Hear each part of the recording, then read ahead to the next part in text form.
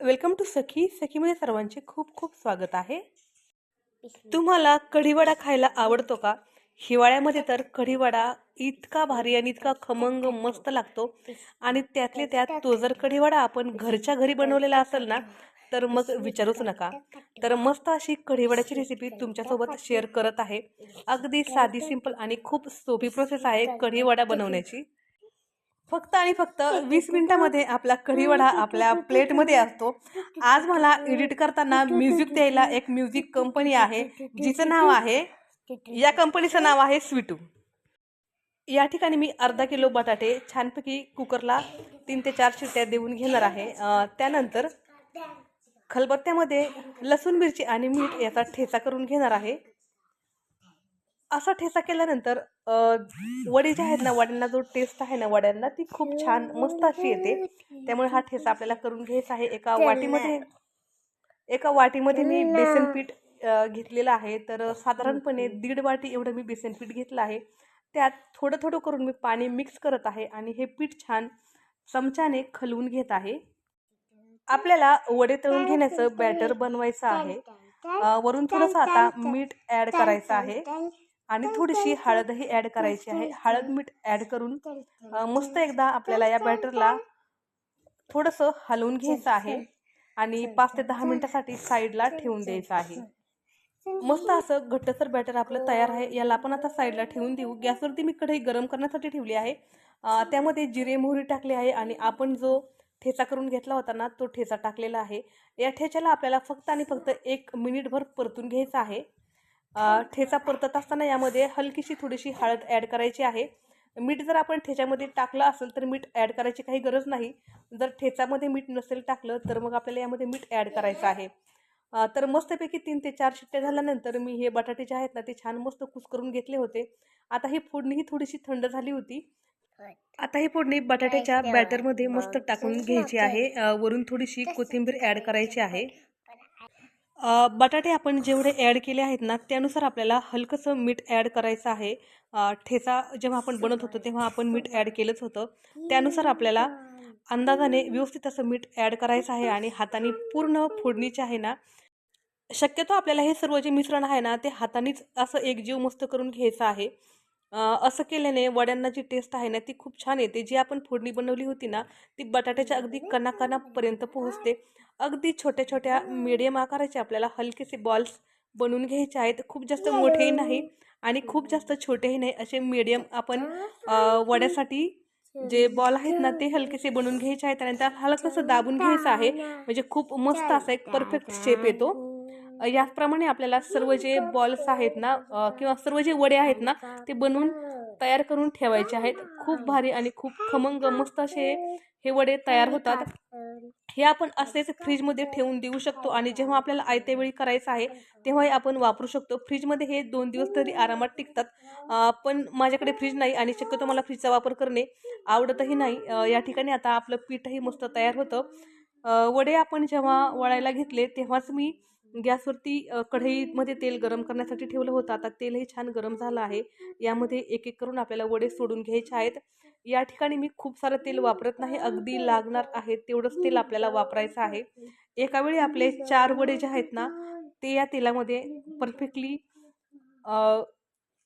Perfectly बसतात किंवा perfectly तळले जातात. या ठिकाणी मी तळताना हाताचा वापर केला नाही. तळताना मी हे चमच्याने सोडत आहे. कारण आपण वड्यांचा जो आकार आहे ना, तो खूप मोठाही केला नाही आणि खूप छोटाही केला नाही. त्यामुळे तळताना तेलही कमी लागतं. खूप जास्त आपलं तेल वायाला जात नाही आणि मेहनतही वायाला जात नाही. म्हणून आपल्याला ही स्टेप जी आहे ती नक्की फॉलो करायची आहे. नेहमी आपण बाहेरचा वडापाव तर खातोच, पण कधीतरी घरी वडापाव करून खायला खरंच खूप भारी आणि खूप मस्त असं वाटतं. आमच्याकडे ना वडापाव जो आहे ना, तो 15 रुपयाला मिळतो आणि कढीवडा जर म्हटलं ना, तर 30 रुपयाला मिळतो. आणि माझ्या घरामध्ये ना आम्ही 4 आणि माझ्या बहिणीकडे 4 असे आम्ही 8 व्यक्ती आहोत.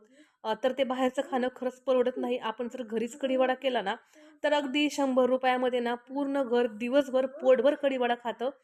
आणि लेकरांना ना माझ्या पोटभर खायला खूप आवडतं आणि मलाही लेकरांना पोटभर खायला घालायला खूप आवडतं. म्हणून मी शक्यतो कढीवडा जो आहे ना, तो घरीच ट्राय करते. खूप भारी मस्त होतो आणि लेकरं दिवसभर खातात. किमान 2 वेळा तरी आवडीने पोटभर खातात आणि ते पाहून आपल्याला खूप समाधान वाटतं. तर या ठिकाणी मस्त आपले हे जे वडे आहेत ना, ते आपल्याला मीडियम फ्लेमवरती थोडासा गोल्डन कलर कलर येईपर्यंत छान तळून घ्यायचे आहेत. आता मी माझी सेकंड बॅच जी आहे ना, ती तळून घेत आहे. या प्रकारे आपल्याला हे वडे बनवून घ्यायचे आहेत. खूप छान आणि मस्त हे वडे तयार होतात. कढी तुम्ही अगोदर बनवू शकता किंवा नंतर बनवू शकता. तर आज आहे ना, मी वडे अगोदर बनवून घेतले होते. म्हणजे काय होतं, मुले मुले काय करतात, अगोदर वडापाव खाऊन घेतात आणि थोडा वेळ झाला, खेळून वगैरे आले, की मग ते कढी वडा खातात. किंवा आपण कढी कढी जर अगोदर बनवून घेतली, तर आपण डायरेक्टली कढी वडाही सर्व करू शकतो लगेच.